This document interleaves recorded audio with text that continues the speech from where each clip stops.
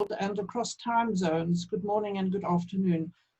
My name is Astrid Berg and I'm sitting in Cape Town where it is freezing cold and rain, which is very welcome, but I'm mindful of the many people who do not have proper houses, and this will probably increase the chances of them contracting the virus.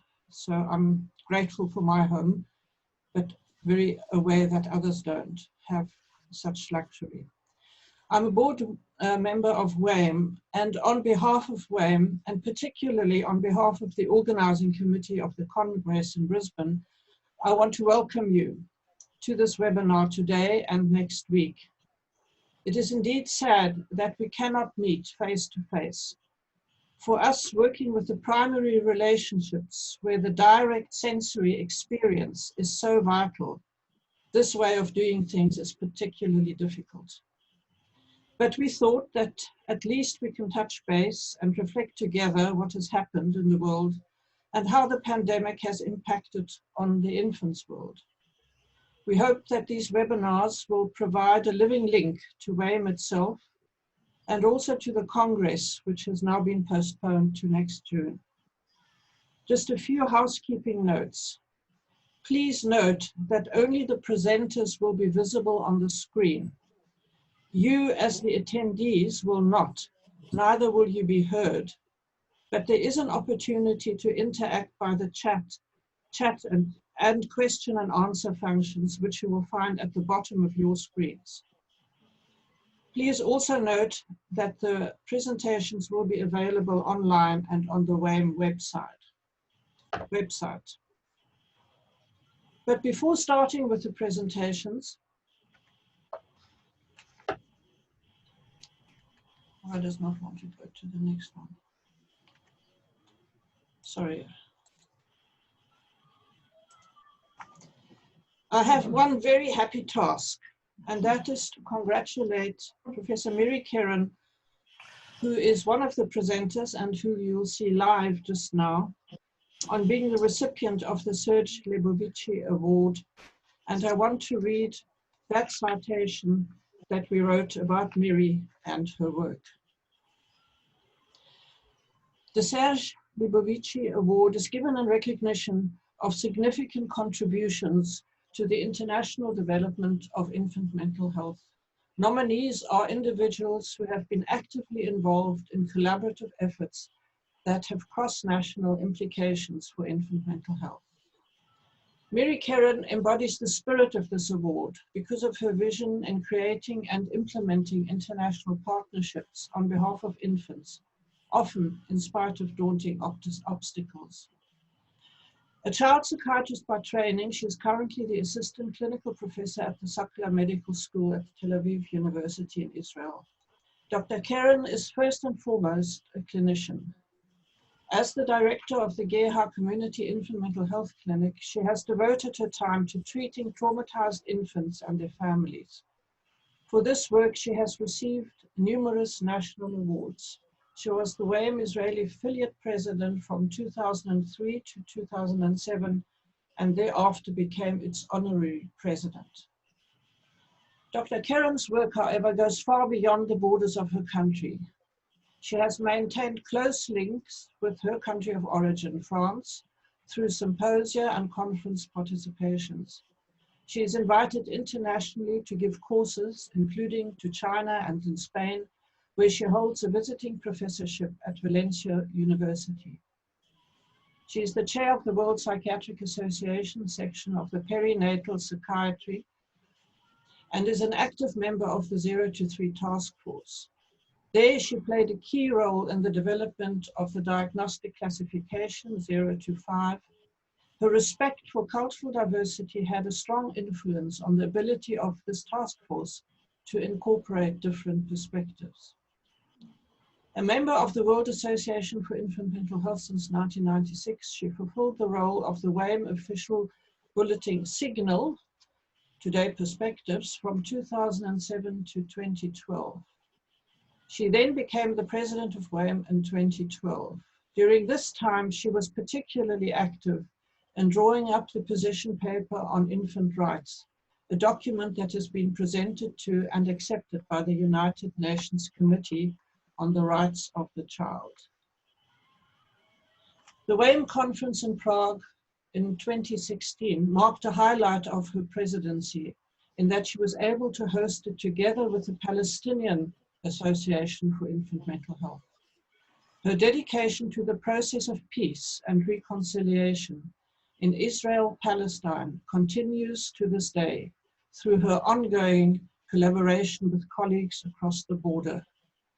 The joint Hebrew-Arabic translation of 2 books on traumatized children is a remarkable achievement and a testimony to the painstaking work done by Dr. Keren and her Palestinian colleague, Dr. Abdullah.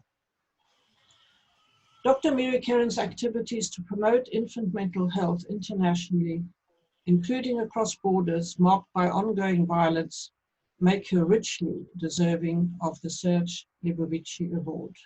So Miri, we congratulate you, we applaud you. You cannot hear us, but we hope to do this next year in Brisbane. Thank you so much. Can you hear me? Do you hear me? Yes, yeah? I can hear you, yeah. I'm really moved. I didn't expect this morning, and the award was also a big surprise. It was my birthday 3 days ago, so it is perfect timing. Thank you again for the recognition, and there are many other people who earned this award, so I'm very much aware of the uniqueness of having been chosen. So thank you again, Astrid, to you personally, Kai, and I don't know exactly who was involved in all this, but really thank you. I'm almost crying. We'll hear from you later. Okay. So we will start. We have 5 presentations. We've tried to keep them fairly brief so that there is time for discussion later on in the format that I've mentioned. So the first presenter is Professor Kai von Klitzing from Germany. He is the immediate past president of WAIMH and is currently and has been director of the Child and Adolescent Psychiatry, Psychotherapy and Psychosomatics at Leipzig University. Kai will talk to us on biological, psychological and social impact of the SARS COVID virus pandemic on young children and their parents. Over to you, Kai.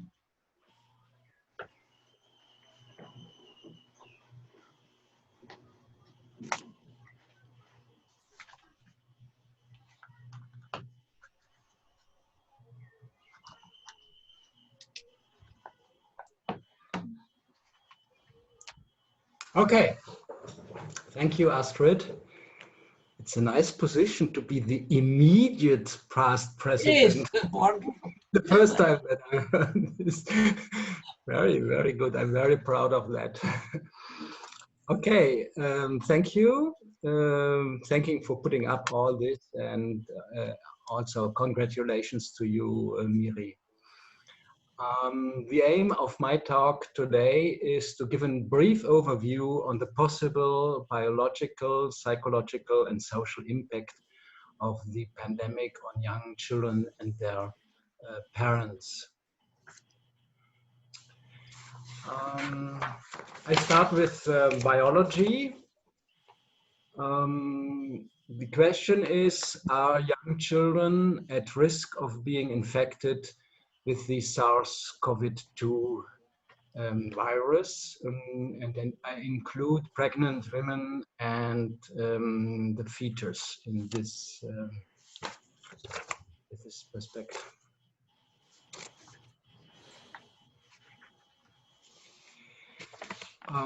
There are still not enough data with respect to the susceptibility of pregnant women. Infections cannot be excluded. This is a figure of a study, or a descriptive study between March 22 and April 4, 2020, a total of 215 pregnant women delivered infants at the New York Presbyterian Allen Hospital and Columbia University Irving Medical Center. So it's one of the hotspots of the pandemic. All women were screened on admission for symptoms of COVID-19. As you can see, there were around 13.5% positively tested women, but without symptoms, and only a very small portion, 1.9%, who had been tested positively but and had early symptoms.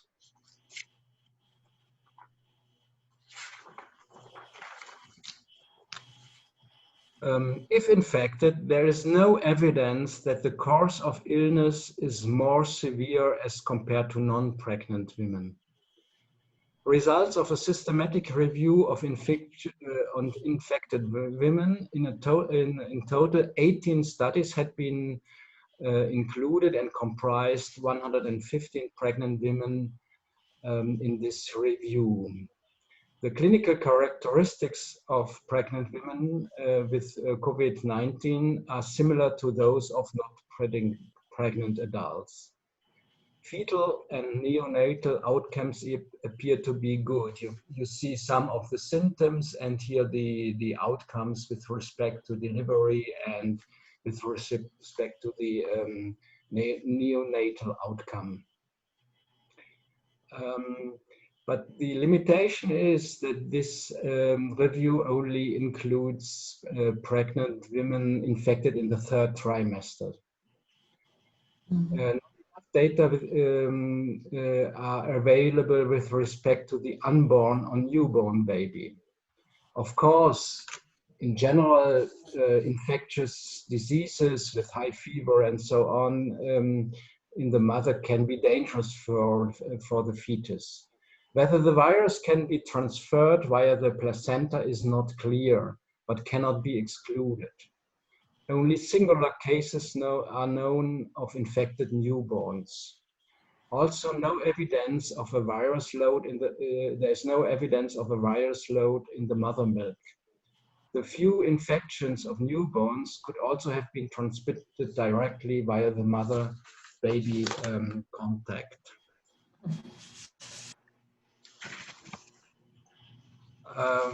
So we go to the postnatal child. In the majority of studies, children have been shown to be less affected as compared to adults. Severe courses of the infection are rare. In the figure under A, you see the accumulated and daily new case numbers in China outside Hubei province between January 20 and February 10th. The upper panel shows the total case number of adults, and the lower panel case number of children. So you can see that the number of children is much lower. So there are very low infection rates in children aged under 10 as compared to the tested population, only less than 4%. Many infections lead to no or mild symptoms. Also, epidemiological data in highly affected communities in Italy and Germany show low infection rates of children under 10. In very rare cases, SARS CoV-2 infections can lead to a multi-system inflammatory syndrome and/or the Kawasaki syndrome, a dangerous inflammatory disease of the blood vessel, but it's a very, very rare cases. So the conclusion, young children are at much lower risk of being infected, and those who are infected are usually not severely ill. SARS CoV-2 is not a children's disease, as for example, other virus infections. In the lower figure, you see a hypothetical negative scenario. This is a hypothetical figure of transmission dynamics. So the transmission dynamics of SARS CoV-2 infection in children. During the emerging stage of the COVID-19, the infection starts from person to person in the community, almost exclusively in adults. The virus further spreads to the family, here, to cause intrafamilial transmission, especially to the elderly and children who are vulnerable to the infection. If the disease further extends without being contained, the outbreak might go into the explosion stage when the school transmission mixed with a wider community spread can occur. So that would be like this and like this. So the idea was, or it's always discussed, whether if we open schools and nurseries, the transmission can spread among children and go back into the community, and this can lead to explosion. These transmissions are evidence-based, so there are data about that, but these transmissions are hypothetical.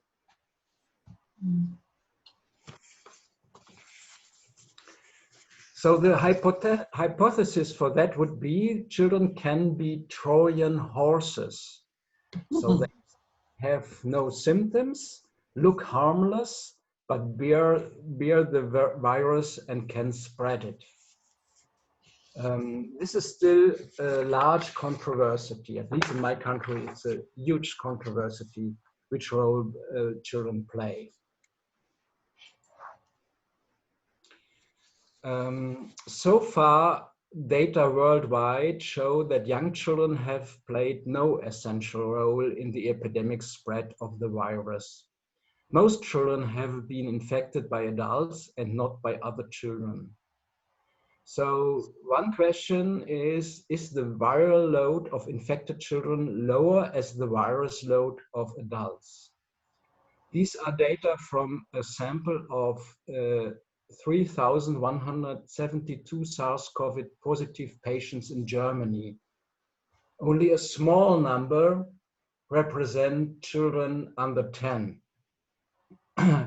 But in those children who are infected, the virus load in the upper respiratory tract has the same level as adults. Here you can see this. The pattern is the same as in adults. The lower numbers, but the same patterns.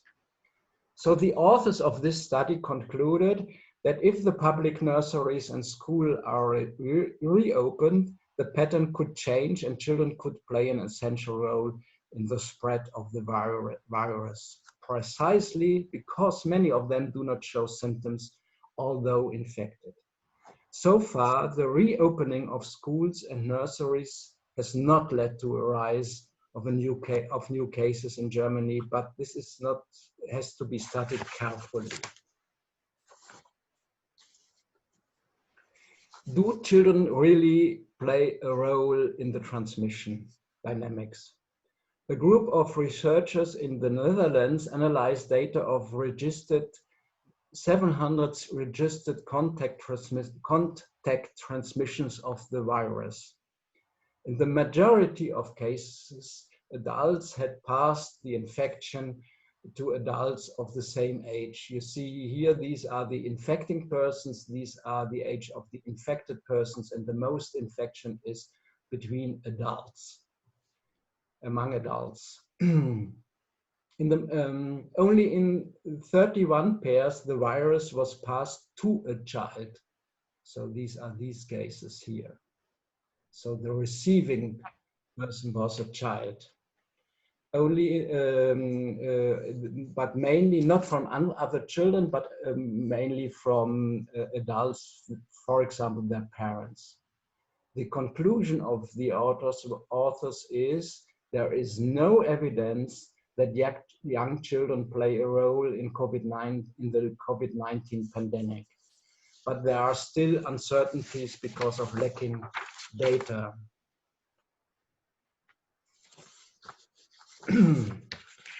What other impact might the pandemic have on infants? Of course, there are many consequences for young children, not directly from the virus, but indirectly by the social isolation of families and economical burden and poverty in families. Also, other disorders get less well treated, especially mental disorders. These are data from a study in Pakistan, Karachi, and you can see that among adults, the level of anxiety has been rising a lot, and I think anxious adults lead to anxious children or have a huge impact on children. Anxiety of adults have a huge impact on children. These are data from China showing that psychopathological symptoms in children, in adults is much higher, has been much higher as compared before the pandemic. So that probably also has a huge impact. So I have listed possible risks for young children, indirect risks, not coming directly from the infection, but indirect risks. And I do not want to tell you them all. You can read them, but I want to draw your attention especially on the social discrimination parameter of this problem, because there are many hints and also data already that children in underprivileged, poor, low-educated families suffer more as compared to wealthy, high-educated families. Okay, I will summarize. The direct biological impact of SARS CoV-2 impacts is neglectable as compared to other health risks worldwide for children. Young children are not threatened by the virus itself. So far, there is no empirical evidence that young children can play an essential role in the spread of the pandemic. Nevertheless, young children have to make major sacrifices in order to help to contain and to limit the pandemic worldwide. All these restrictions are designed not to protect young children, but to protect us adults from an invisible danger for which there is no real evidence so far. I think morally it might be justified to expect young children to make certain sacrifices for the health of adults, diseased and elder persons. However, we have to admit that it is an act of solidarity what we request from the young generation towards the old generations. When we bring this to our mind, we have to be very careful in reflecting the limitations of our request. Furthermore, we should ask ourselves, are we grateful enough towards the children in our societies and enough for, for those caring for them? Are we willing to repay solidarity for them? Are we ready to stop wasting environmental resources which they would need for their further lives? Are we willing to stop conflicts, adult conflicts, no matter whether in our families, neighborhoods, or between our societies, because young children suffer most from such circumstances? Are we acknowledging and respecting enough the rights of infants all over the world? And are we attentive enough towards the relational and emotional needs of young children? The pandemic represents a true worldwide humanitarian crisis. However, as in all crises, there is also an opportunity arising from the current situation. the opportunity of carefully reconsidering fairness and solidarity between the generations in our global world. Thank you very much. Okay. Thank you. Thank you very much, Kai, for a very, very thoughtful introduction to this topic, giving us the concrete facts of what is evidence-based, what has been established, but also what we are expecting of our children. I'm very moved by what you're saying, because certainly in this country, in South Africa at the moment, this is a big, big debate about the opening or not opening of schools. So thank you. Thank you so much.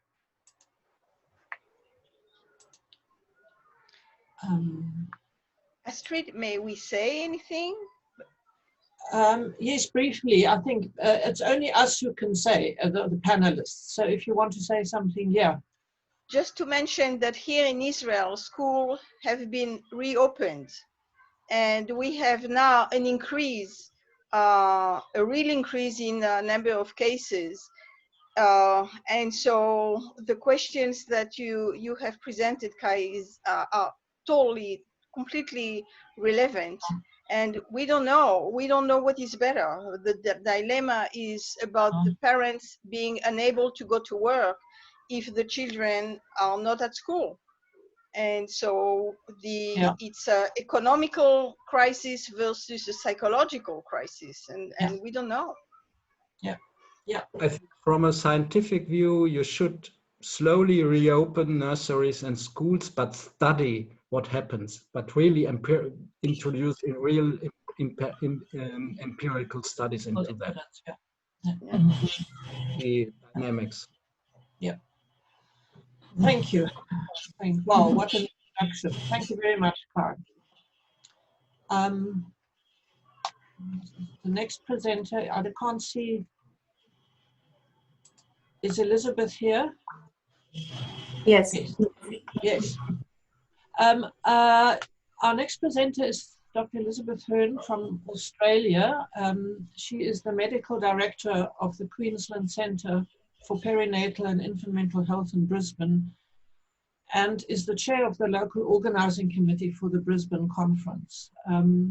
She spoke yesterday at the Australia-UK meeting, and it was fascinating what she had to tell us, as Australia has had many, or has had a few disruptive experiences. So they have a lot of experience in this regard. Elisabeth will talk about opportunities, challenges, and collaborations, a systemic approach supporting infants and young children in Queensland, Australia. Over to you, Elisabeth.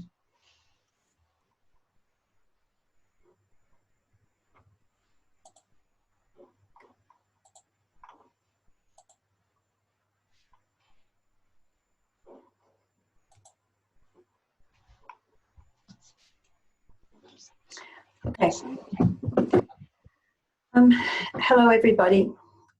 When Campbell approached me regarding presenting at this webinar, some of the discussion was really about highlighting Queensland and the work that we were doing here to give people a context for next year for the Congress. And so that what I'm going to do today is talk a bit about how infant mental health has come to be what it is in Queensland and what it looks like.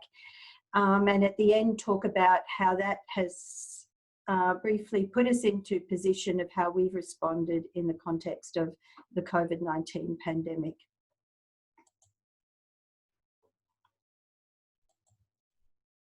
I would like to begin by acknowledging the traditional custodians of the land and sea countries throughout Australia and pay my respect to elders past, present and emerging. I'd also like to acknowledge and honour children, parents and families, their carers and support networks experiencing mental health difficulties and substance use issues during the first 2,000 days of life.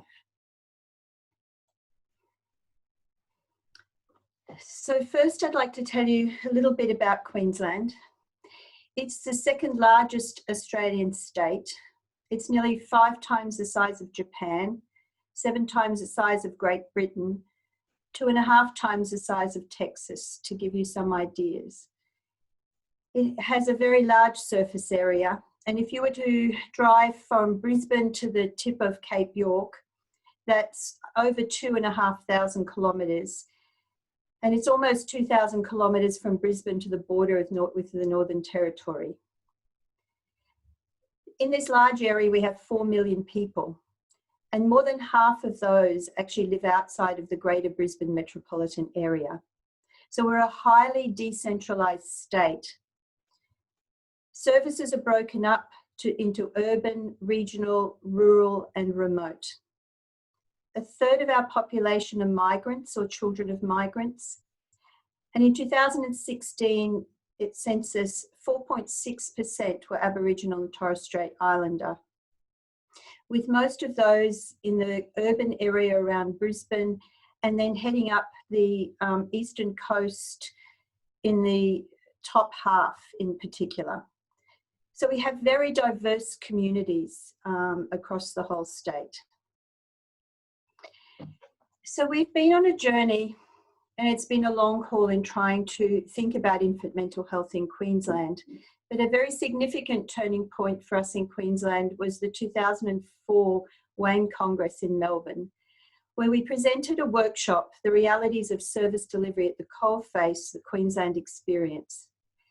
8 of us presented, and the reality was in fact 4 disconnected services struggling to survive.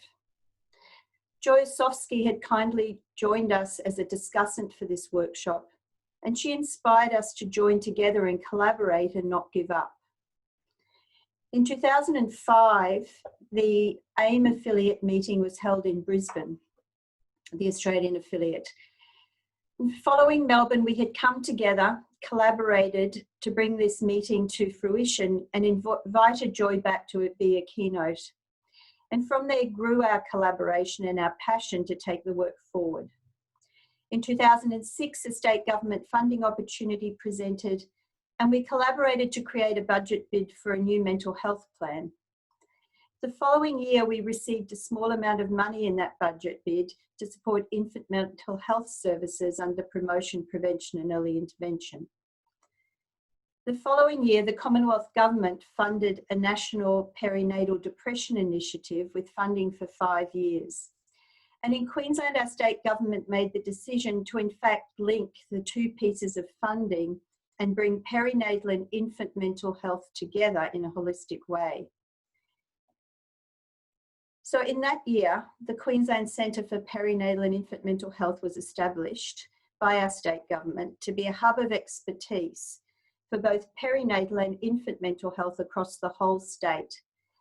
It was to be cross-sectoral in its approach, to provide support, consultation, liaison using a partnership approach.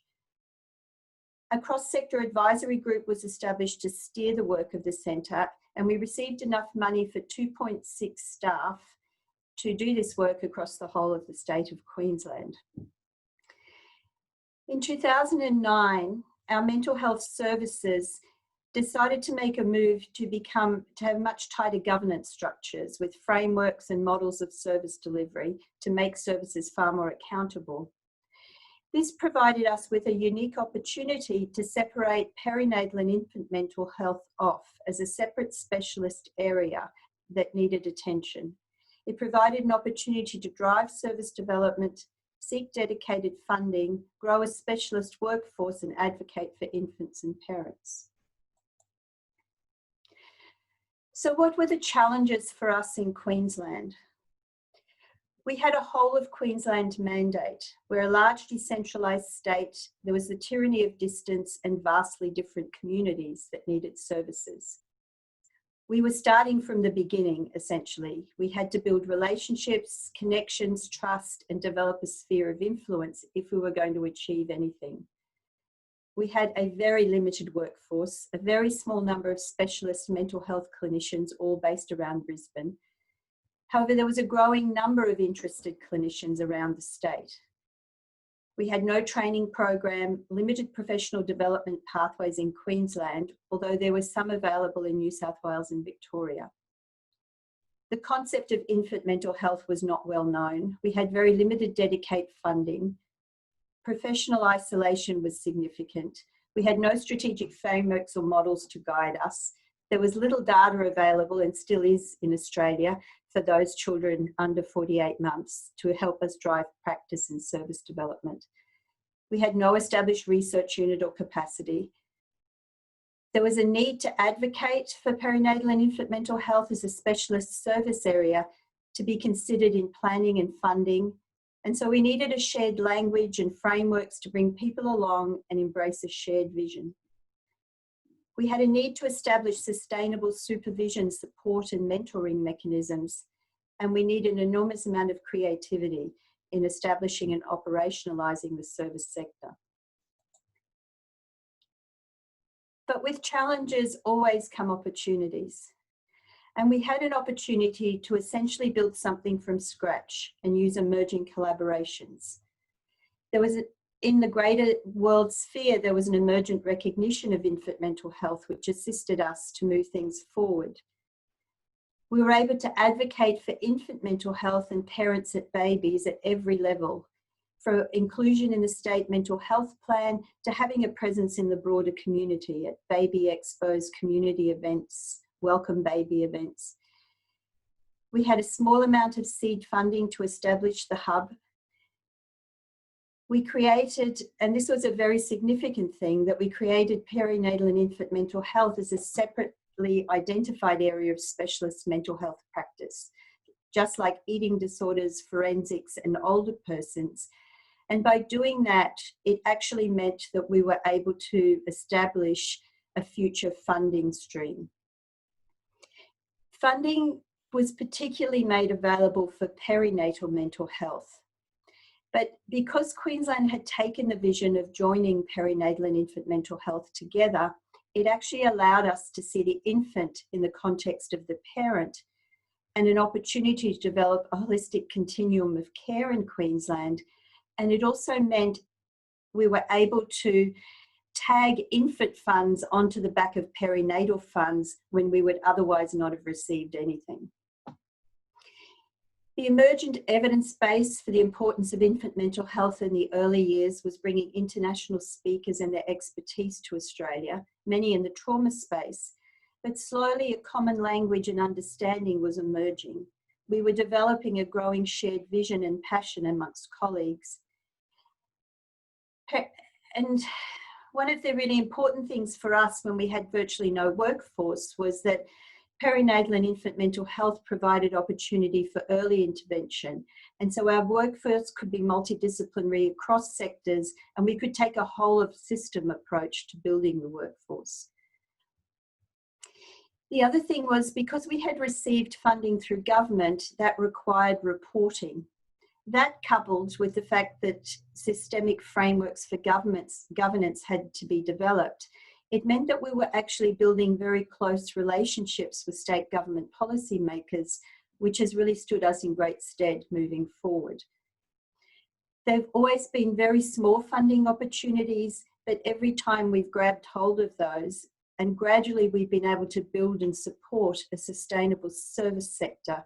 For example, being able to fund DC 0 to 5 training for clinicians around the state last year.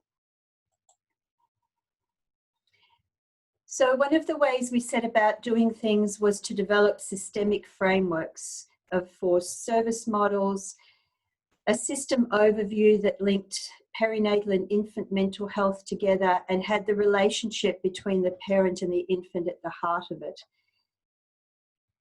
Our work has always been from promotion, prevention and early intervention through to tertiary quaternary care. We've worked from public health all the way through to a whole range of different services, bringing everyone together across the sector. And all of this has been underpinned by the development of partnerships and networks because we were so reliant on each other to build a service system. The other thing with having these standard frameworks and overviews was that we're all working off the same page. We developed a shared language.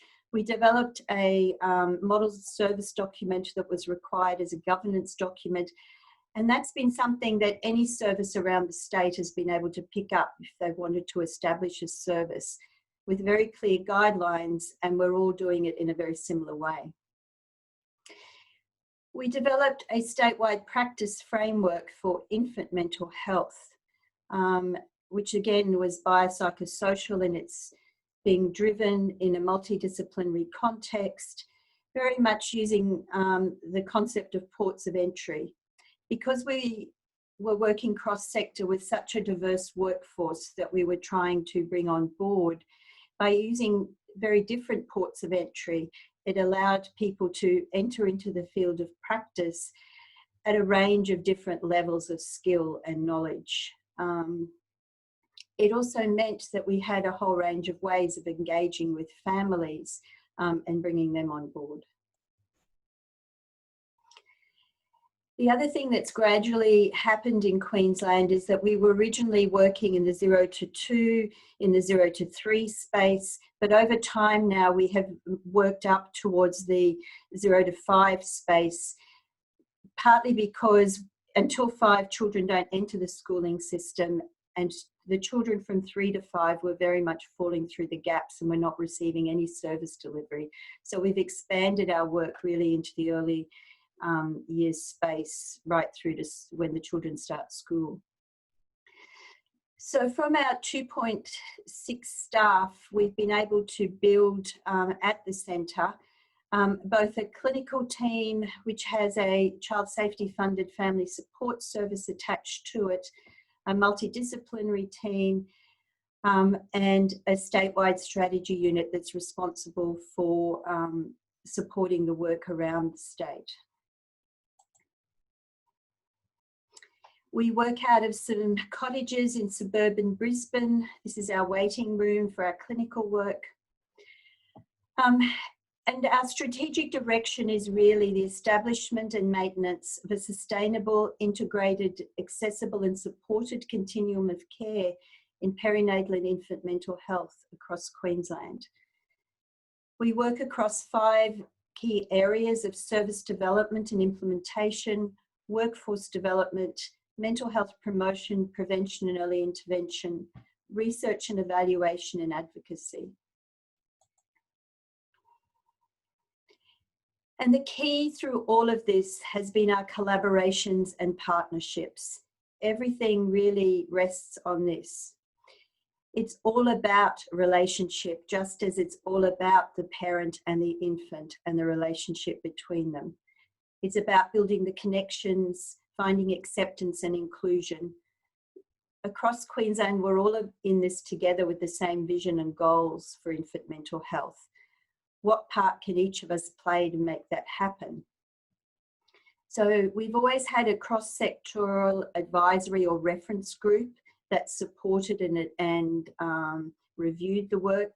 It's been inclusive of culture, both Indigenous and called, and also has consumer carer representation and very much working towards co-design. We've developed a working relationship with our adult perinatal colleagues. We've developed training and workforce partnerships with our Australian Association. We've actually together delivered quite a lot of workforce and training with university partners and private practitioners. We've developed service planning partnerships with our hospital and health services, our primary health networks, our GPs, public and private practitioners and services, and non-government and peer-led sectors. We have the direct reporting to our state government mental health department, collaborations with cross-department agencies, a whole of system approach to developing a workforce. We're sort of aware of that quote, the saying, it takes a village to raise a child. Well, in Queensland, it's really been, it takes a village to build a service sector. It's been about meeting people where they are. So we've always tried to travel to a whole range of places around the state to understand the communities. What is it like to live on a remote property in far northwest Queensland and raise a child and young children there? What would it be like to have perinatal depression and raise your children there?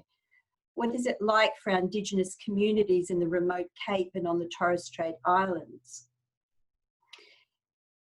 What's it like to raise children in mining communities in the central parts of our state? By travelling to them, understanding their communities as best we can, it's much easier to think about how we might be able to support them with service planning and implementation, how we might partner and collaborate, and what sort of workforce development might they need.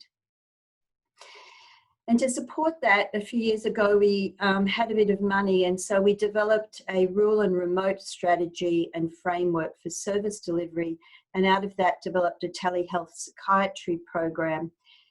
So we broker the services of adult mental health psychiatrists, and they partner with our infant psychiatrists to deliver actually shared telehealth sessions to service providers and also to directly sometimes to clients in the remote communities. But very much we try and partner, upskill, support the actual clinicians on the ground.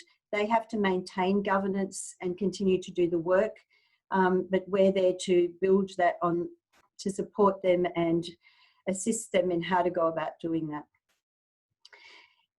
We've developed collaborative clinical programs. So we've developed, for example, Together in Mind is a step up, step down program for women with very significant mental health issues. And it's delivered as a collaboration between infant clinicians, adult mental health clinicians, and maternal and child health nurses. We've developed research partnerships and service delivery partnerships. So we receive money and then broker out services and purchase services. And we've developed a whole range of partnerships with media communications, digital and visual media providers, and also printers. So what has that allowed us to do in this time of COVID? Over the last, so we were asked, it actually came out of our government partnerships, a collaboration between our statewide mental health services and maternity services at the government level requested of us that we develop a whole range of messaging for perinatal and infant mental health to our communities. So we've had about 8 weeks to do this project, but because we've already had these partnerships in place, we were immediately able to form a reference group to support our work so that all the key messages could be identified at quite a high level. It also requires media and comms at a statewide level to be on board. And then very quickly, we were able to pull together a very broad statewide consultation group to actually review all the messaging and make sure that it was relevant to the communities around the state. So the messaging is around stress and anxiety, depression, well-being and self-care, and birth trauma and PTSD, but all in the context of COVID-19 and the extra layers of issues that brings. This is fairly usual about how things may progress, where we're asked by our partners to develop things in the perinatal context. But for us, because we take a very holistic approach, we're actually able to put messages about the infants, about the relationship between the parent and the infant in at the same time, so that we always hold the baby in mind and the baby remains at the centre of the work that we're trying to do. The other thing we've been able to do over the last 12 weeks, as I mentioned last night, is rewrite a book that we already had written, make it specific for Birdie and the virus, and on the back of that, finish a number of other projects that we have had in place and have been trying to complete. There was a small amount of money that we hadn't been able to use for the original purpose that our state government partners allowed us to redirect towards this COVID project. And so over the last 12 weeks, as we're coming to the end of our financial year, we've been desperately working to spend that because we won't be able to keep it after that, but also to complete these pieces of work. And one of the other things we've been doing in all of this is a research project to gather epidemiological data and other data to understand what's actually happening for children under 48 months. In this case, mostly across Queensland, but in partnership with Melbourne, also across Australia. And at the moment, we're just actually engaging some overseas partners as well. So we're looking at what's happening for little people, for their families. Have they been exposed to other traumas and difficulties? And what are emerging as symptoms and signs in this difficult time for them? Very similarly, again, we're here facilitating a process that we're doing in partnership with a whole range of other people to achieve this. And we're able to pull this together in such a short period of time because that's really been our approach over the last almost 20 years. So thank you for allowing me to actually give you some insight into infant mental health in the state of Queensland, where you hopefully will join us in 12 months' time for the WAIMH Congress next year. And to finish, I'd really like to thank my colleagues. They're an amazing team of people to work with. They're our secure-based partnership to do all the work that we're doing. I particularly like to thank Libby Morton, who's the co-chair of the local organising committee for the WAIMH Congress with me. She's been on this journey with me for most of the time. And one of the things that sustains us through all of this is trying to have a bit of fun. And this is fun that we've been having in a broader sort of sense with our mental health services. It's Fab Shirt Friday, and every week there's a different theme. So thank you particularly for the amazing team that I work with, and thank you for the opportunity to share our work with you. Thank you very much, Elisabeth. Let me just... Thank you very much, Elisabeth, for bringing Brisbane to us, and we really do hope that we will be there next year and will be able to see a bit of what you have so amazingly developed and your responsiveness to the present crisis. I'm sure we will have other webinars or conferences that will look back on this time and maybe have more evidence-based and have digested more what is happening currently. So let's move on to Dr. Dilys Daws from London, United Kingdom. Dilys is very well known to many of us. She is an honorary consultant, child psychotherapist at the Tavistock and Portman Foundation Trust. She's a founding chair of the Association for Infant Mental Health in the UK and past chair of the Association of Child Psychotherapists. Dilys has deep wisdom, many, many years of experience. I urge you to listen carefully what she says about the meaning of babies' sleep problems, because Dilys is often mostly so understated and humbled and has so much wisdom and so much to give us. So thank you very much, Dilys, for being with us this morning. Thank you, Astrid. And first of all, a bit of history to say thank you to Australia for the founding of AIM UK, because my husband Eric Rayner and I were invited by Campbell, I think it was in 1995, to come and speak at a regional conference of Australian AIM. And on the long plane journey coming back, I was thinking about how impressed I was with the network of professionals and thought we could do that. And when I came back, actually set up and founded AIM UK, which has been very rewarding ever since. Okay, well, this is the meaning of baby sleep problems and the usefulness of dreams. And this is a very different sort of talk from the other wonderful ones in this webinar, and this is much more historic. I'm going to talk about the work that I've been doing for 40 years, because we need to keep hold of some of the basic ideas while we also struggle with what needs to be changed, both in how we do everyday work and in major changes in principle.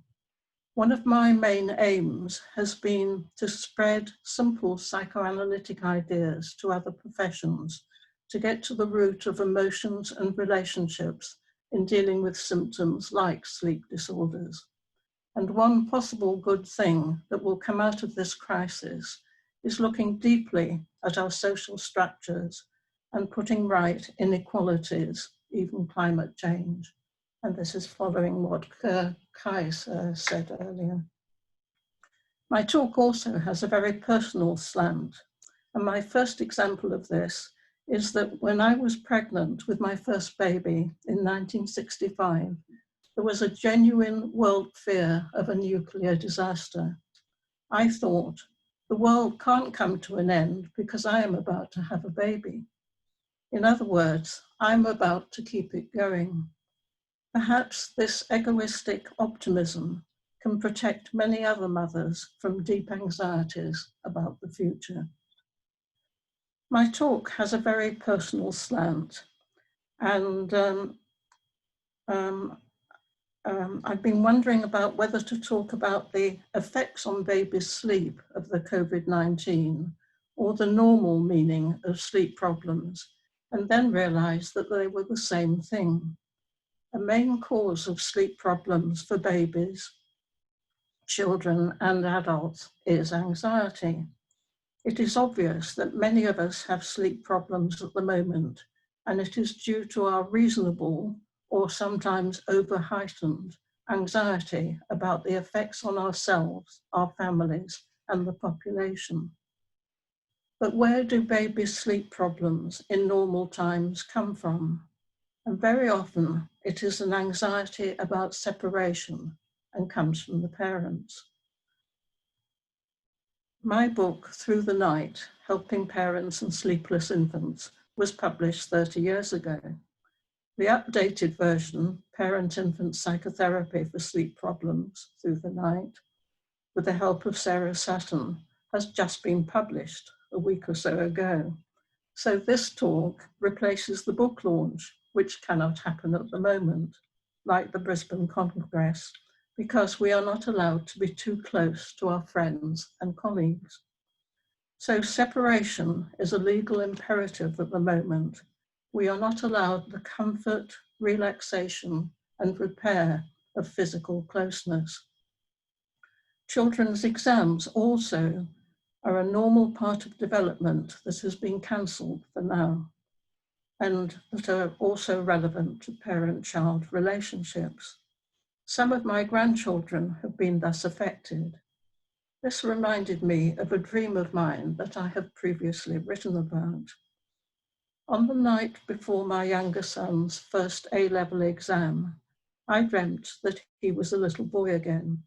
We were staying in a strange place, and I gave him a warm bath, pleasantly confident that he would fall asleep easily afterwards.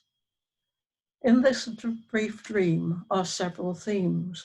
The relationship between parents and babies, within which a baby is able to sleep easily or not.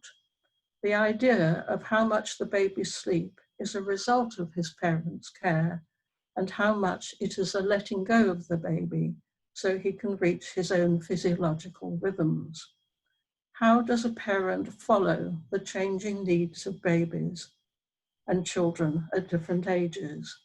When a baby falls asleep, do he and her mother and his mother experience this as continuity between them or a separation?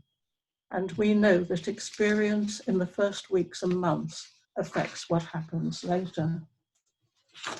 My dream about my teenage son was in part a wish to mother him inappropriately for his age, but it was also a memory of the way he and I had negotiated in the past, how I could help him towards what only he could do for himself. No one can fall asleep for someone else, and parents cannot take their children's exams for them. Joyce McDougall said that parents are guardians of their children's sleep, echoing Freud's idea that dreams are the guardians of sleep. Paradoxically, the parent who sleeps and dreams about their child leaves the child free to have their own dreams.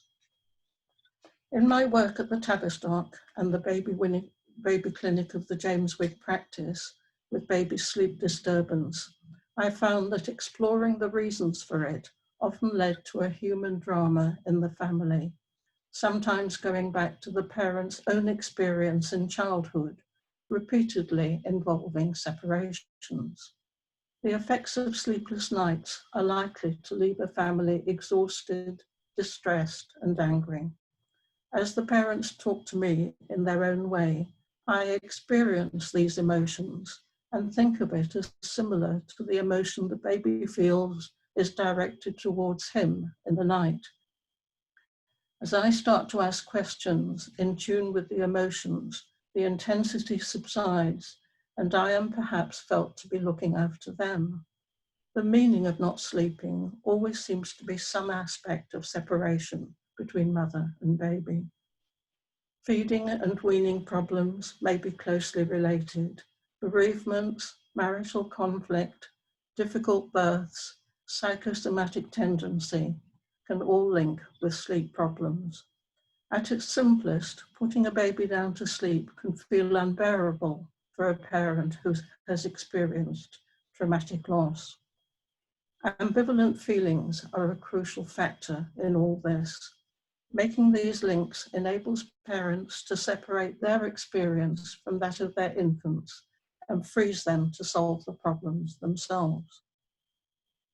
After fears of losses of loved ones, of jobs and livelihoods, perhaps separation is one of the largest reasons for the anxiety of us all at the moment, separated from our parents or children and our close friends and colleagues, and our accustomed routines and way of life. It especially applies to the parents of new babies without the support they expected of their own parents or close friends. This work includes having the baby in the room, giving the chance to observe the baby. This can be a shared activity and quite naturally allow silences that give time for thoughts to grow. And this again is one of the losses at the moment, that we can't have the baby in the room. Babies are often in tune with the emotional atmosphere, and there may be a remarkable connection between what parents talk about and small babies' actions and vocalizations. Some babies' excessive crying may connect with inconsolable experience in the parent's own history. When the parent is able to talk about this with a therapist, they may then be able to console the baby. And quoting Juliet Hopkins there. One mother attempted to soothe her baby silently. On pointing this out to her, she said, "If I did say anything to him, it would be too horrible." The opportunity to put her horrible thoughts about the baby into words to the therapist came as a release. Once such thoughts are put into words to a non-judgmental therapist, they may become more bearable, enabling parents to own their hostile feelings towards their baby. The parents I see have usually been offered much advice already and often tell me they have tried everything. However, because I do not at once offer solutions, they are less likely to react negatively. They are able to free associate, unconscious threads draw together, and connections emerge as their minds move freely from one related theme to another. It seems as though all ordinary parents have a story to tell about their baby, as dramatic and moving as any work of literature. The unfolding of this story is a major part of the work, and the first session is the key to it. Jumbled, incoherent thoughts come together as I listen to this story. One of the functions of dreaming is about processing experiences. It is also said to assimilate the events of the day into settled long-term memory. The parents of sleepless babies have lost much of their time for dreaming. These consultations may allow parents to assimilate their jumbled thoughts and make sense of them.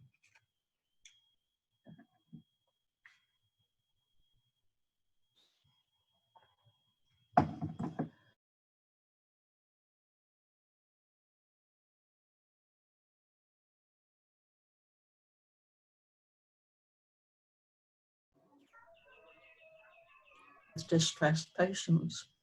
It helps them not to rush to offer advice in dealing with symptoms and to reflect on the context of the problem.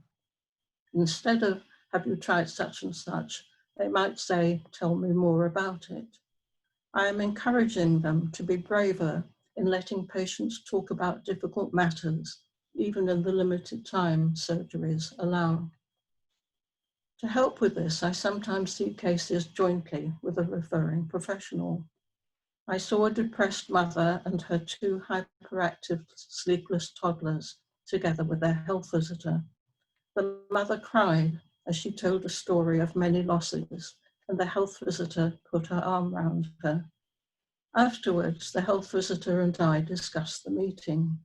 She was impressed with how much the mother had confided in us, but then confessed, at first I couldn't stand the silences. I thought, what silences? Compared with a psychoanalytic session, it had been all talk. I believe that professionals of all kinds can extend the scope of their work and be braver. The idea of how much to talk with patients is therefore important. Some of us psychotherapists have learned to talk more, but other workers need to do so less. The idea of free association, of allowing patients the space to follow the line of their own thinking, is difficult. For example, postnatally depressed mothers of sleepless infants may, given the chance, relate shocking thoughts of anxiety, anger, self-hatred, hatred of the baby or partner, disturbing dreams, and damage that has or might happen. The urge to cheer things up and to keep things under control, rather than hear the content of depressing or upsetting thoughts, can be overwhelming. But there is evidence that a series of meetings with a health visitor can greatly help these mothers. What does hearing this kind of material do to the worker? Anyone who does this kind of work needs supervision and support, and work discussion groups are an important way of providing this. And all workers at the moment experience stress, and there is quite a lot of controversy about whether they need to be really talking about the stress, or whether, like soldiers, they need to wait for the end of the war before they do that. Current research on dreams in this time of COVID-19 is going on. In a recent broadcast, Ivana Rosenzweig from King's College talked of the way that the vivid dreams many people are having may help not just those who have been ill, but the wider population to recover from its effects. And Zara Sherwin from UCL spoke of the different themes of the dreams, of frustration of not being able to get on with normal life, persecution and anxiety, dreaming of being followed, chased by frightening figures, and regression, dreaming of former exes, friends, colleagues, and that bilingual people dreaming in their native language. All of these may help us process this difficult time. And to end, I started off with my dream as a mother. As in Zara's research on regression, the night before I wrote this paper, I dreamt that I looked for my own mother to give me advice on dealing with the virus in the lockdown ease that is starting in the UK. My mother died 30 years ago in her 80s, but she's obviously still helpful to me. Thank you. Okay. Yeah.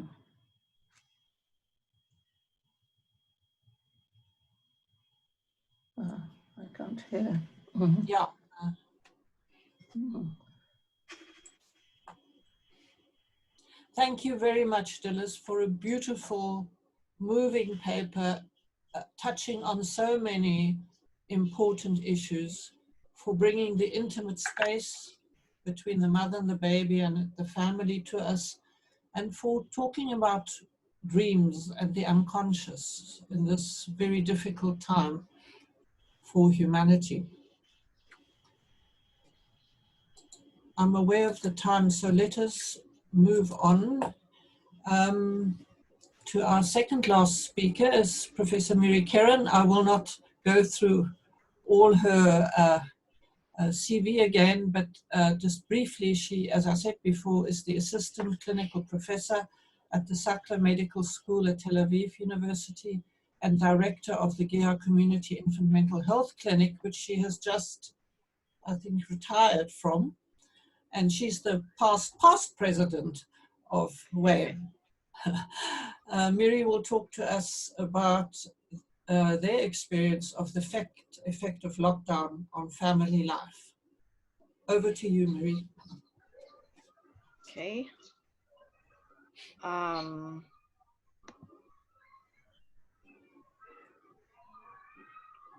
Oh, it's written you cannot start screen while the other participants is sharing. So should it go like this?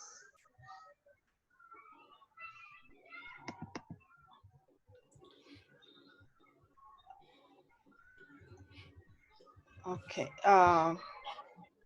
Why? No, that was the end. I have to go back to. Oh, okay, good.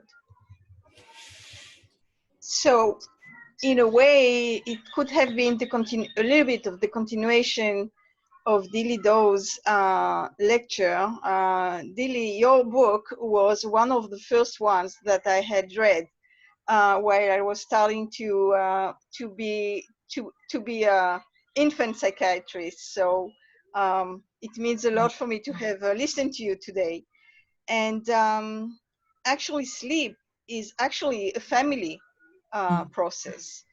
This is not exactly the topic that I'm going to talk about, but we may relate both lectures one to the other. So we don't have figures yet about families, but I have to move this. But I would like to share with you some reflections, okay, because we really don't have numbers. And I thought at the beginning, well, there was a big slogan, stay home equals stay safe. And it is definitely true in terms of the chance to avoid contamination. But is it true for the family dynamics and for the infant more specifically? And so this is what I will try to think about together with you, in spite of the fact that we have to imagine that a lot of people are listening to us while we see only the four of us here. So this is really weird. So this confinement is, when we think about it in psychological terms, we may say that it's a situation of being forced to experience being instead of doing, instead of going to work, going to playgrounds, going to all the new outdoors facilities that we have for kids as well as for adults.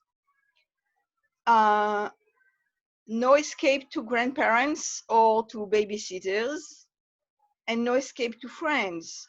So, and it was a forced confinement, where the two main immediate challenges were, first, the need to keep the children busy, to create routines, and also the need to redefine roles, especially co-parenting roles. And I will focus a little bit on co-parenting because in our experience at the unit, that was one of the interesting domain of change during this confinement period. So what do we mean by co-parenting? Just to remind us, it's not about, there is a term of co-parenting that is for divorced families and shared custody. This is not the term. The term here is about two parents in the same family who will have an effective co-parenting if they agree about how the child should be raised, if they cooperate in carrying out shared objectives. So it's not enough to agree, need to cooperate and to demonstrate the mutual support and commitment in rearing the child. And the child, the very young child as well as the older child, is exposed to these three levels of co-parenting: agreement, cooperation, and demonstration of mutual support and commitment. So there are some overlap between marital and co-parenting subsystems, but co-parenting is by definition a triadic construct. It's not a dyadic construct because it's both parents in front of the child. Even when the child is not present, it's the child in their mind. So the division of labor, for example, becomes an issue in co-parenting only when one of the caregivers feels overburdened and act out his or her frustration by undermining the other parent. The McHale had actually he had talked about this co-parenting concept at one of the WAIMH conferences. I don't remember if it was in Melbourne or Amsterdam, I don't remember, but anyway, he defined 4 types of co-parenting. The child at center families, where both parents are engaged with the child, but not with each other. And when you look at them, there is no antagonism, but there is no warmth, and you don't have the feeling of cooperation. It is very different from the competitive co-parenting, where both parents are engaged with the child, but competition and antagonism are predominant, and there is no warmth between the parents. Excluding families, these are the quiet families where you do not see antagonism, you do not see warmth or cooperation. You do see that one parent is engaged and the other is simply disengaged. And the cohesive child-centered, or the parent in charge co-parenting, this is in green because this is the secure one. This is where you can see both warm and cooperative connections between the parents. And by the way, this is, you may see this type of co-parenting even in divorced families. Those who succeed to divorce in a low, with a low level of conflict, they are able to make the distinction between the marital relationship that has been that is not good anymore, and the ability to still see the child's interest. And so this was just a reminder for those of you who are not very familiar with this concept of co-parenting.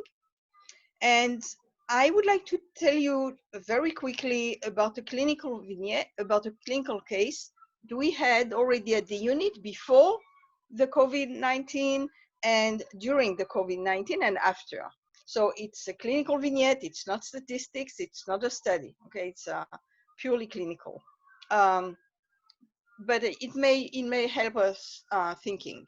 So I will call him E, a 3 years old only child who was referred to us last December, so before the epidemic, because of significant and enduring separation anxiety at entry to kindergarten and recurrent temper tantrums. So a very, very common reason for referral.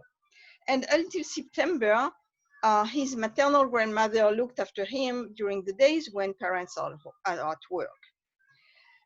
Father and mother deeply disagree about what they wish for E. Father wants him to be like a man.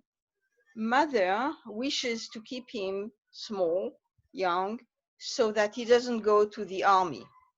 No, in Israel, the army is a big issue. Father wants small children. By the way, this is really the link with Dilys' lecture. We got to the point that the mother told me that she doesn't want him to go to the army and she would like to have him stay small. When we talked about sleep, the child sleeps with mom. Father is also in the same bed, which is already good, but the child is between them. Father wants more children, again talking about nights and sleeps, as his own brothers have been a significant source of support. Mother grew up with her mother, so the maternal grandmother who is taking care of the child. She grew up as the only child of divorced parents and cannot imagine she will ever be able to make room for another child in her total love to E. So there was a very strong mother and grandmother-child alliance with the exclusion of father. That was reflected in what they revealed here. First, the language. Parents are of Russian origin, many years in the country, but mother and grandmother speak Russian to the little guy. Father speaks Hebrew to him. And at the time of the intake, he spoke only Russian. Parents disagreed also regarding the referral itself. Father thought that he is fine and the problem is his wife, issues about separation and fear of loss. The history taking of the parents' antecedents revealed the roots of the father's somehow dismissing position. When he was 6 years old, he had been thrown to the water and forced to swim. This is my saying, as an immigrant child at school. And while talking about it, he started to cry. He's a very tall man. Suddenly he started to cry. He was totally puzzled at himself that he was crying, and so was his wife. And he said, "One needs to be strong. I do not want my boy to go over the humiliations I have gone through, but I have no say in front of my wife and my mother-in-law. I have to work long hours, so he hardly sees me." So he was excluded and excluded himself. And this statement became the rationale for us to choose a triadic psychotherapy modality. So father, mother, infant in the room. Mid-March, confinement was complete here in Israel. But we went on with weekly phone calls, and this is what we did for 2.5 months each week. And they didn't miss any appointment, and they wanted to go on. I mean, the hour was already over and they wanted to go on. It was kind of special. Father described the sudden, unexpected change in roles. He was at home, so he's at home, and his wife works in night shifts. And they said, this would have never happened if it hadn't been imposed to us by the external world, they both said. And the father went on and said, I have never been with my son so many hours a day. And mom said, we have never experienced this type of the three of us before. And during this period, they went through a process of going from excluding to cooperative co-parenting. We had a real in-person triadic meeting a week ago. And, you know, we kept distance. It was so weird. We kept distance. We had masks on, but we were in the same room. And the change was striking. He became toilet trained spontaneously on his own initiative at home, spoke perfect Hebrew. That was amazing. He didn't speak a word 3 months ago. And he would turn to both parents in his play. So my thought was that confinement together with the therapeutic weekly telepsychotherapy calls became actually a surprising, for me, opportunity for change in the parents' co-parenting. And I was wondering, I'm still wondering, whether confinement alone may not have triggered such a change. Because what we see in a broader perspective is a rise in domestic violence that has been already reported by social welfare and police. And besides that, we do not know yet the impact of confinement on families in the general population. But we can have some perspectives about its impact on the clinical families that we had known before the epidemic and that we are still working with. And actually, for those who have continued the therapeutic relationship through telephone or Zoom, it has often been, again, all what I'm saying is only based on my own clinical experience at the unit, okay? So it's limited. But from what we have seen, it has often been an opportunity for putting into act changes in co-parenting alliance which had been discussed in the treatment process. But for others who have not continued to be in treatment, it seems that there is a mixed situation where some kids have regressed and some not. And now we have a new challenge, the deconfinement.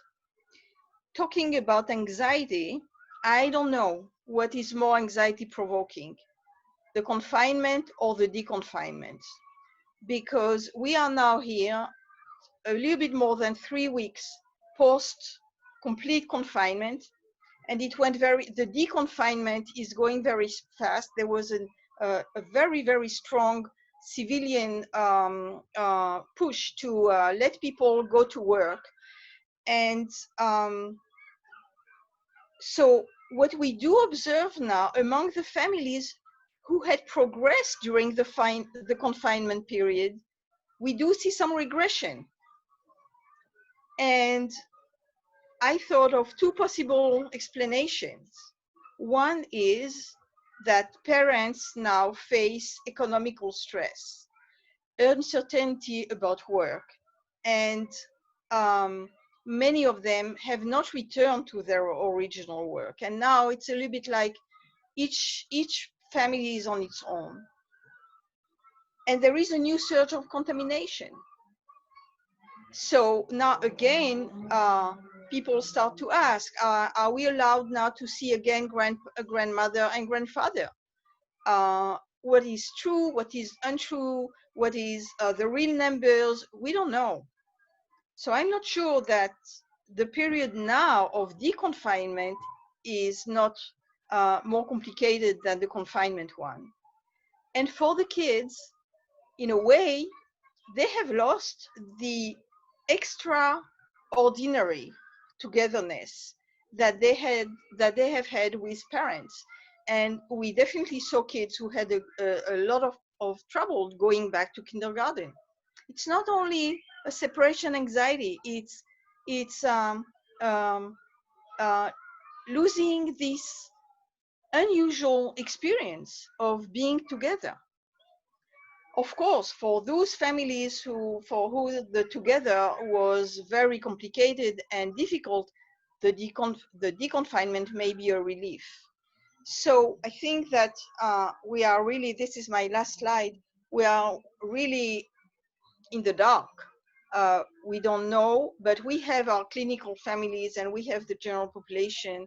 And I guess that we need to do an extra effort to try to study and to see what's going on at the family levels and not only at the individual level. So these were my reflections.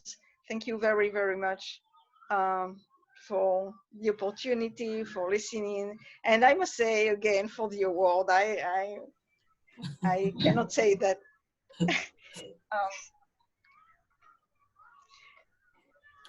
Thank you, Astrid. Thank you. Thank you very much, Miri. Thank you. That was a wonderful, as always, with the clinical vignette, which makes it so alive and so interesting to see the positive effects of the confinement and the challenges that remain. So thank you very much for bringing such a live situation to us. I want to go to our last speaker, and that is Professor Giampaolo Nicolais from Rome, Italy. He is the Professor of Developmental Psychology at Sapienza University in Rome and was the Program Chair of the WAIMH conference in Rome and is on the current Program Committee. And as we all know, Italy was the European country that was first hit and very severely hit. We know of friends and colleagues in Milan who were really in a wartime situation there as doctors. So we look very much forward, Giampaolo. Are you there?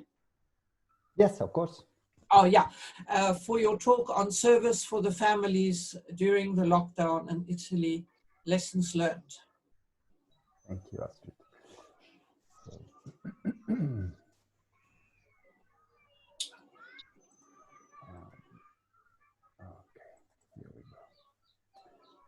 So, good morning, good afternoon, or whatever, depending on which side of the world you're on. And first of all, let me congratulate WAIMH for organizing these webinars, and particularly Campbell and Astrid for giving me the chance to give a contribution to today's webinar on such an important topic, keeping infant mental health in focus in times of crisis. We all had, and in part are still having, very difficult times of crisis. So it's wonderful for me to be back together 2 years after Rome WAIMH Congress. Unfortunately, we are not in Brisbane. Hopefully we will be there. I'm sure we will be there next year. And so it's wonderful to be back as a global community of practice and find personally some great comfort in this. So given the limited time, I want to share with you something about the rationale and the methodology of what we've been trying to do here in Rome with Sapienza University in these times of COVID-19. And I wasn't strictly talk about data, rather about the background and the philosophy of our intervention, together with some methodological aspects which I consider important with this respect. What is clear for me and what was clear for us when we thought of the service for the families to be established is that keeping infant mental health in focus in times of crisis should mean, of course, to focus on their primary relationships, on the family, especially when referring to preschoolers. But we will go back to this aspect in a while.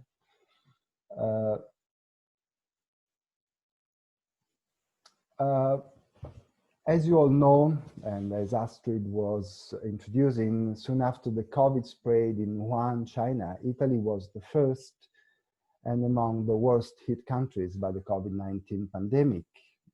This has actually been a time that nobody really imagined we could go through. And it was actually all of a sudden. And the complete lockdown began at the beginning of March and went on this way for the following 2 months as a complete lockdown. The virus spread particularly, as Astrid already reminded us, in the north of Italy, in Lombardia and Milan, the most industrialized area and region in Italy. And from the beginning of the pandemic, we had nearly 230,000 cumulative cases of COVID-19 with more than 34,000 deaths from the virus. What is the situation right now? I'm showing this, this is updated on June the 5th from the Civil Protection in Italy. And so this table tells us that the complete lockdown in Italy, given the situation in Italy, the immediate and huge spread of the COVID-19 was actually the right thing to do. If we had not gone for the complete lockdown, it's been estimated that we would have had a 5 times higher number of deaths with respect to the ones we had. You can see here from the gray line the cumulative cases of deaths, and under the yellow one, the cumulative positive cases. So you see that the curve is actually flattened, and the green line, which is the cumulative healed patients. So you see that the situation is really improved, and that now we are experiencing quite a very different scenario from the one that we experienced at the beginning of March. As a professor of child development, of course, I was naturally led to think at the beginning of March of the possibilities to stand by our children during such an extraordinary time. And since I'm sure with Donald Winnicott that at any given moment of this development, there is no such thing as a baby, and since a baby alone does not exist, families had to be the target of our intervention. So as newly appointed director of the School of Specialization in Clinical Psychology at Sapienza, soon after the lockdown, I decided to engage my school and my students in setting up a service for the families that was meant as a first-line clinical service that could be useful for the population in the outbreak of the COVID and during the lockdown. But it took us some weeks actually to activate the service because of 2 main reasons. The first was that at the beginning, the Italian government issued the lockdown for 2 weeks, and then it was progressively extended to a total amount of 8 weeks. So only by the end of March, it was quite clear to us that we would go for at least a couple of months period of complete lockdown. And the second reason why we were a little bit late in activating the service was that a number of psychological helplines were already being established during the first 2 or 3 weeks after the lockdown. So we did want to see what was mostly necessary, and a lot of helplines were already developed. So by the end of March, we had quite a clearer picture of the situation. The lockdown and the phase 2 after the lockdown, we knew at that stage that would go on for months. The second aspect that was clear is that we did not want to establish another helpline. We already had too many and too chaotic a situation of helplines, and we wouldn't want to add another one. And of course, the third aspect was that rather than providing support to individuals, we would provide support to a specifically vulnerable population, which is families, of course. So it was clear that families were under severe stress. Above all, the lockdown was and still is and will be for a long time, very hard on families. From an economic point of view, Miri already reminded us of this, and currently Italy is in deep recession. The economy will shrink by over 9% this year, with an average 7% in Europe. And the fear of losing jobs or money on the bank accounts is paramount for many families and will be so in the following months or years. But at the same time, we hypothesized that, and Miri already gave us some nice flavor of this, the prolonged lockdown would also result in a great opportunity, or at least an opportunity for parents to get to know their children better, and in turn for children to benefit from this. In fact, the lives we live are generally so frantic that we may actually lose sight of some of our children's developmental characteristics. In addition, what we can call the freezing nature of the confinement, in a way forced parents and children to get to know each other better under many respects, and in a great laboratory setting of mutual frustration tolerance. So that was a promising, in a way, opportunity. So with this in mind, we developed a two-sided intervention. On one hand, parents could access our service via email or telephone line and ask for a consultation on difficulties that they were experiencing with their children or that were experienced by their children. And students of the School of Specialization would provide the intervention, around 3 phone calls or video consultations in weeks with a follow-up meeting in 1 month time after the last. And we can call this the actual clinical intervention. On the other hand, we created new sections on the website of the school, each of the sections being dedicated to specific age ranges, 0 to 3, 3 to 6, 3 to 6, 6 to 10, pre-adolescents, adolescents, and young adulthood. So the intervention could be, in a way, accessible on this side of the service from everyone, not only by parents who were asking for specific intervention, and we may call this the psychoeducation perspective of the service. In both cases, the clinical and the psychoeducation through the website, we wanted our intervention to be as much focused on the child as possible, of course, and in order to do so, both the consultations and the materials on the website had to help parents with main issues regarding their child age specificities and how to deal with difficulties linked to the lockdown in that phase. The service so started in the mid of April. It's of course ongoing, it's free of charge, and it's open it's accessible seven days per week. What can we say so far with respect to how the service has been used by the families?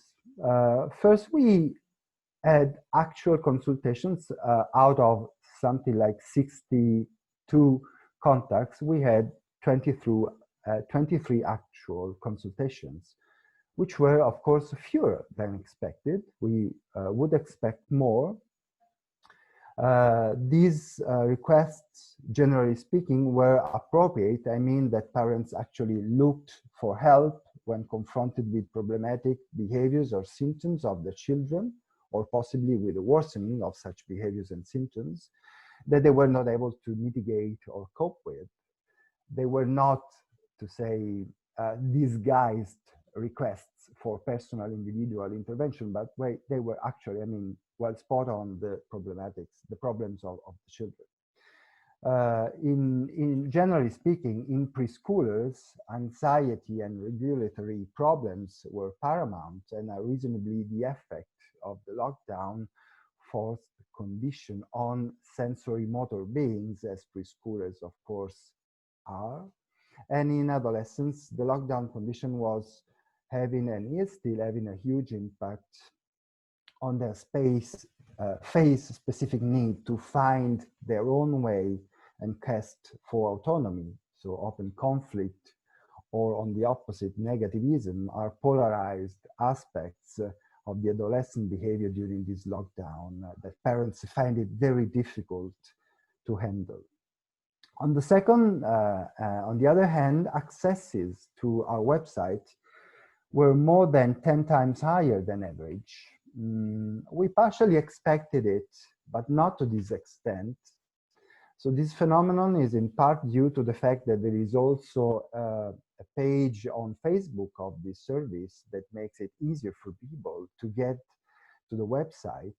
But I think that it has to do with the psychoeducation perspective that I was referring before. In fact, as you can see from the picture above on the right, when accessing the website, on the left of the page, you find all the developmental sections, plus 2 additional ones from pregnant women, families, 0 to 3, and so on. So this makes it possible to select from the beginning the age range the parent is interested into. And as you can see from the bottom picture, in each of these, parents find introductive short videos on specificities of the phases they are looking at. So in this section, they have plenty of selected play, educational, and cultural material peculiar to the specific age range that can be easily downloaded. So the story is that parents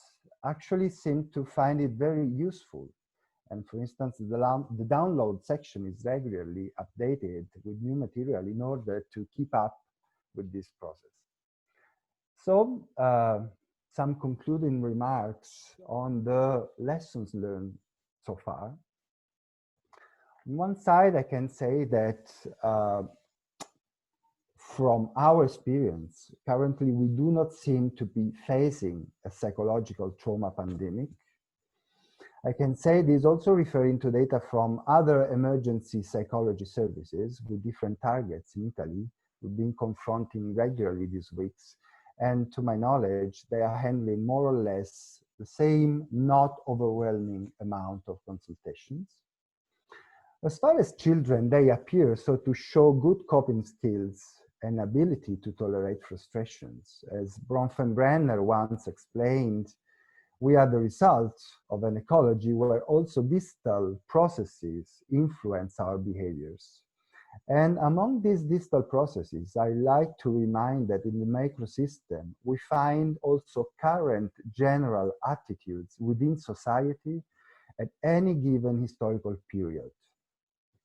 Why am I reminding this? Because my guess is that children find their adaptive place and role in the, let's say so, battle that we are all fighting against the virus. They are moral beings. They are aware of their contribution way for the sake of our humanity. So we could sum this up by saying that children's agentive self is very good in this moment for their mental health and seems to be operating as a buffer mechanism. Of course, there are problems. There are anxiety-related issues, which are particularly relevant because the enemy is so invisible for children, which, of course, has a even further impact in terms of anxiety. And these will remain or even increase in a phase 2, dominated by what we can call pseudo-OCD prescribed behaviors: wash your hands, and detach from others. But of course, we will see these and we will have to study this carefully in the next future. With regard to parents, data so far tell us that we were quite right to building the intervention around families, providing parents resources they could use during the lockdown because they really actually did it. My guess is that this period of lockdown has motivated them to learn more about their children. It's been an opportunity to do so, and maybe they realized that they were not aware of some aspects of their children's development. So maybe they adjusted better, though in this strange, very strange lockdown situation. But above all, I think, and I'm very worried about this, I think that children will probably show more difficulties and or symptoms in the time to come and in the following months due to the economic crisis and the impact of these on their families. And this will be huge for quite a good number of families, especially in Italy, and will take a heavy toll on children's mental health that we'll have to deal with in the near future. Thank you.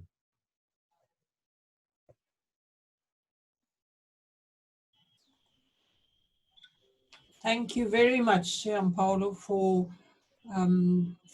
telling us what's in Italy and what the challenges are, but also what the possible opportunities may be in future. But sorry, I don't want to go to the screen right now. I was wondering if one of the other presenters would like to comment on anything specifically. I will watch the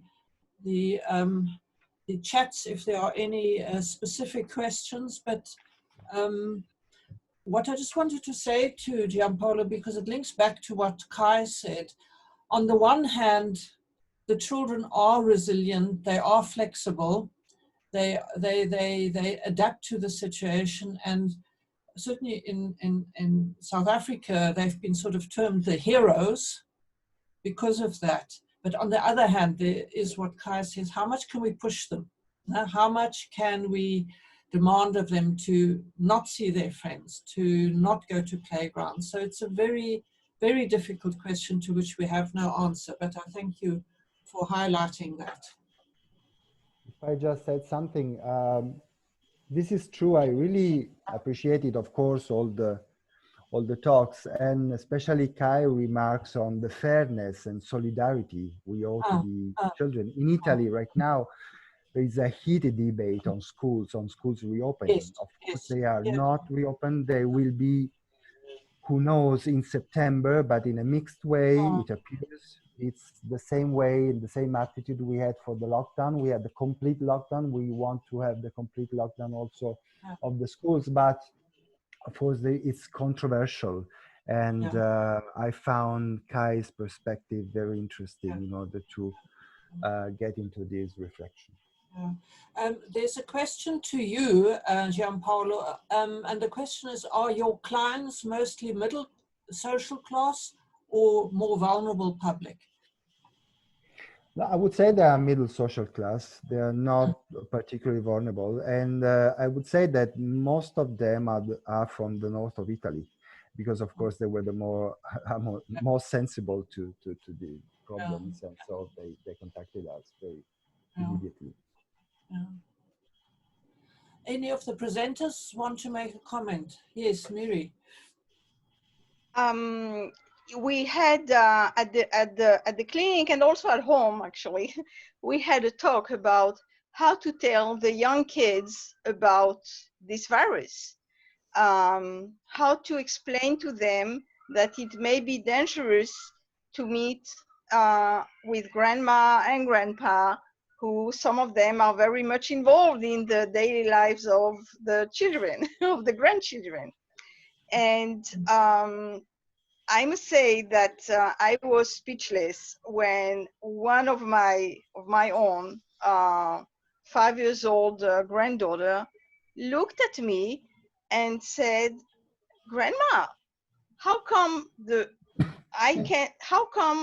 I was told that I may contaminate you?" Because in her mind, it cannot be that she would do some harm to me. And I was a little bit speechless, I must say, because of the level of the because nobody told her that. Now there is general talk about not getting sick and being careful and not touching, but she understood the very specific meaning of not being with us because she may make us sick. And I could see how puzzled she was. And my daughter looked at me and she said, "You are the child psychiatrist. Go ahead." With that ring. Yeah. So the kids do have a perception that they may become dangerous, and I think that people do not think about it, especially not regarding young kids, and maybe we need to put that up. Yeah, yeah, yeah. Okay. Gosh, we are so punctual. Must be my Teutonic background.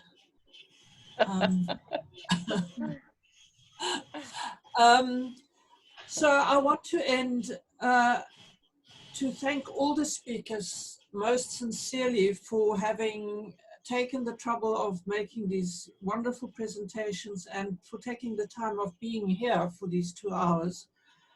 These are difficult times, so it's not taking for granted. While this disembodied togetherness is a problem, on the other hand, we had an opportunity of really experiencing and hearing about what's happening in so many parts of the world that would otherwise might not have been so easy. So we were Australia, Italy, Israel, Germany, and the UK. So thank you very much to all of you. Thank you for those of you who've attended. I'm so sorry I can't see you, but it's a physical or technical impossibility. The recordings will be made available on the WAIMH website, so if you've missed anything, it's all there. And I want to thank particularly Gus and Campbell and the Australian group for having made the technicalities of this possible so smooth and so easy.